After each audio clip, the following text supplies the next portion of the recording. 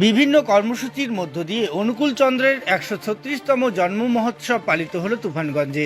সোমবার প্রথমে সৎসঙ্গ বিহারের সামনে থেকে এক বর্ণাঢ্য শোভাযাত্রা শুরু হয়ে তুফানগঞ্জ শহরের বিভিন্ন রাস্তা পরিক্রমা করে এনএনএম স্কুলের মাঠে শেষ হয়।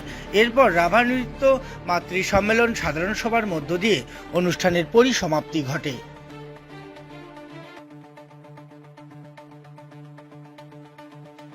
জয়গুরু।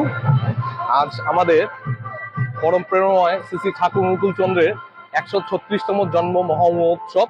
সেই উপলক্ষে তুফানগঞ্জ সৎসঙ্গ বিহারের পক্ষ থেকে আজ আমাদের বাৎসরিক উৎসব তুফানগঞ্জ এনএনএম হাই স্কুলের ময়দানে পরম পূজ্যপাদ ও শ্রী শ্রী আচার্যদেবের আশীর্বাদে আজ সকালবেলা আমরা উঁচা কীর্তন করেছি, সম্পূর্ণ নগর পরিক্রমা করে।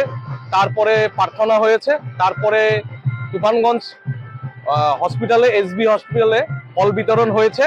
তৎস এখন আমাদের এটা প্রসেশন ছিল, র্যালি ছিল, সেটা ঠাকুরের রথের করে সবাই আমরা প্রসেশন করেছি।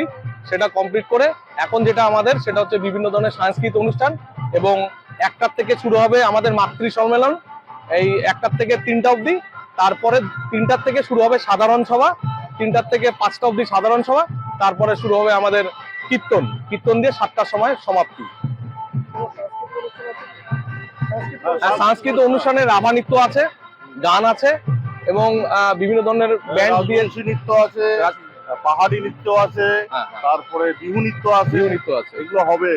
সবকিছু সব মাঠে হবে, এখনই শুরু হবে। তারপরে বিভিন্ন শিল্পীদের সঙ্গীতানুষ্ঠান হবে, কীর্তনাদি হবে, এবং সারাদিন আনন্দবাজারের প্রসাদ এখানে চলছে, ভান্ডারা প্রসাদ চলছে। আমার নাম হচ্ছে রূপম সরকার, আমি উৎসব কমিটির সেক্রেটারি।